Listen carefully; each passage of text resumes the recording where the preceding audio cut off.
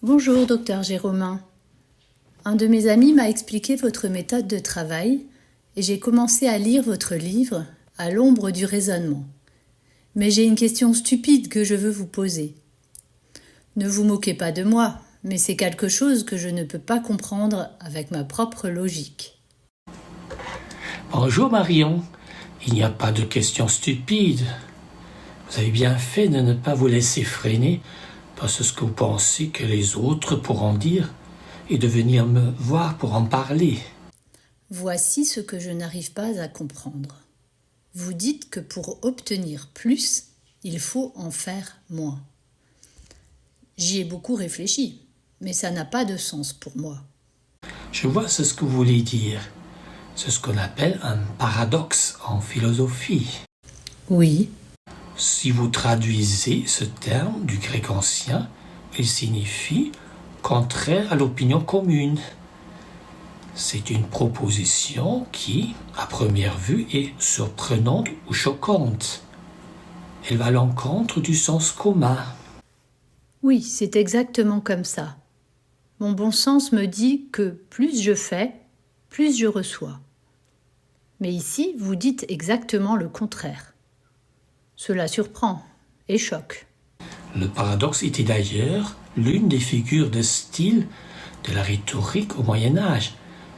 Elle servait précisément à stimuler la réflexion en utilisant l'absurdité apparente pour révéler une complexité inattendue de la réalité.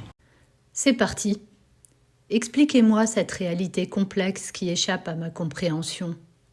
Ainsi, la proposition « faire moins pour obtenir plus » semble contenir un raisonnement qui, à son tour, semble conduire à une situation qui contredit l'intuition. Nous sommes d'accord sur ce point.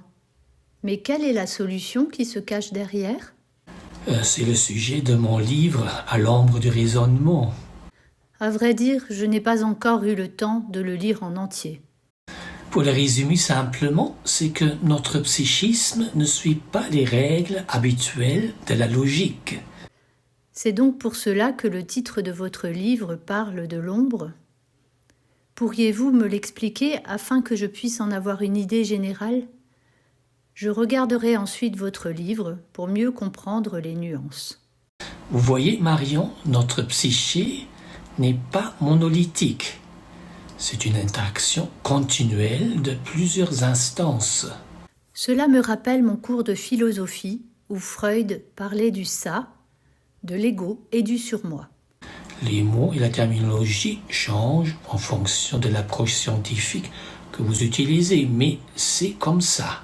Mais qu'est-ce que cela a à voir avec le fait de travailler moins et de gagner plus ? Vous voyez, Marion, les différentes instances qui agissent en nous n'ont pas toutes les mêmes qualités et les mêmes capacités. Oui, cela me semble évident. Sinon, une seule pourrait faire le travail pour toutes et elle n'aurait pas besoin de se compléter. C'est bien raisonné. Cependant, nous devons également tenir compte du fait que ces instances se sont développées progressivement au cours de l'histoire de l'humanité. Certaines sont plus anciennes que d'autres. Il faut donc s'attendre à trouver des conflits de génération, comme dans ma famille avec les parents, les grands-parents et les frères. C'est une bonne analogie. J'ai quand même des moments de génie, même si je viens vous voir avec des questions stupides. Venir me poser des questions est plutôt un signe d'intelligence à mes yeux. Merci de m'encourager. Nous parlions des différentes instances qui agissent en nous. Il en est une ancienne qui s'est avérée très efficace pour assurer notre survie depuis la nuit des temps, bien que, avant que nous ne commencions à nous intéresser à la philosophie. C'est le grand-père qui commence à dérailler avec l'âge. Vous continuez à m'épater avec vos analogies. Eh bien, même si je ne comprends pas toujours tout, je dois jouer mon joker. Et c'est bien fait. Cette instance ancienne possède des réflexes préprogrammés qui nous permettent de réagir immédiatement à tout type de menace. Mettons à notre disposition beaucoup d'énergie pour agir avec deux options, le combat ou la fuite. Je me souviens maintenant que vous en parlez dans votre livre. C'est l'origine du stress. Quand on parle de stress, on voit quelque chose de négatif. Et on oublie vite que cette capacité à produire une telle énergie et une telle réactivité d'un moment à l'autre est d'abord un plus que nous avons et qui peut nous permettre de mieux fonctionner. Dans ce contexte, nous parlons aussi d'un bon stress que nous appelons eustress ou stress bénéfique. Mais la plupart du temps, ces réactions de lutte ou de fuite ne sont plus adaptées à notre condition de vie. Dans une société civilisée, et le cœur qui bat plus vite et plus fort produit de l'hypertension et finit par nous rendre malades. Je n'ai eu aucun mal à suivre vos explications sur le mauvais stress qui ruine notre santé. Mais les autres parties de notre cerveau, plus récentes et plus raisonnables, ne peuvent-elles pas bloquer ces réactions de combat dont nous n'avons plus besoin ? C'est un bon point, et c'est aussi ce qui se passe. Une autre partie en nous, que nous pouvons appeler le raisonnement, essaye d'intervenir et de détourner les automatismes de lutte ou de fuite en les faisant avorter. Et ça ne marche pas ? Disons qu'elle n'est pas en mesure de les maîtriser. Ça me rappelle la mortification psychologique dont vous parlez dans votre livre. Freud qui disait que le moi n'est pas maître chez lui. On trouve cela pour la première fois dans son texte sur une difficulté de la psychanalyse de 1917. Il y a eu beaucoup de nouvelles recherches et de nouvelles théories depuis, mais les faits de base n'ont pas changé. Je commence à y voir un peu plus clair, mais je ne comprends toujours pas ce que faire moins et obtenir plus a à voir avec cela. Nous y arrivons. Si nous partons de cette autre instance où se déroule le raisonnement et que Bernard Baars a décrit comme sa théorie de l'espace de travail global. C'est au chapitre 16 de votre livre. Oui, et vous souvenez-vous des caractéristiques de cette instance ? Je me souviens de votre illustration dans ce chapitre.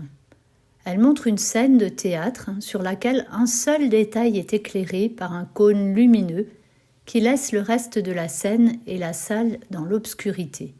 Cela vous indique les choses essentielles à retenir au sujet de cette instance. Sa capacité à éclairer est très limitée et très ciblée. Dès que quelque chose en dehors de ce qu'il éclaire sollicite votre attention, vous devez l'orienter ailleurs pour en savoir plus. Mais en faisant cela, vous perdez aussi de vue ce que vous faisiez jusque-là. Vous pouvez y revenir plus tard, mais chaque manipulation de l'orientation de ce phare prend du temps et de l'énergie que vous perdez pour retrouver ce que vous aviez perdu entre-temps en regardant ailleurs. Oui, c'est ce qui se passe chaque fois que nous sommes distraits par quelque chose.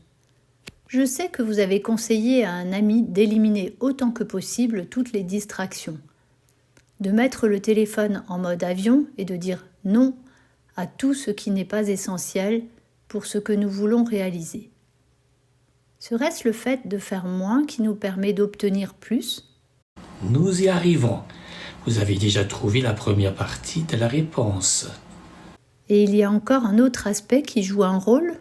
L'autre aspect a trait à la durée et à l'appréciation psychologique du temps que notre cerveau opère à notre insu.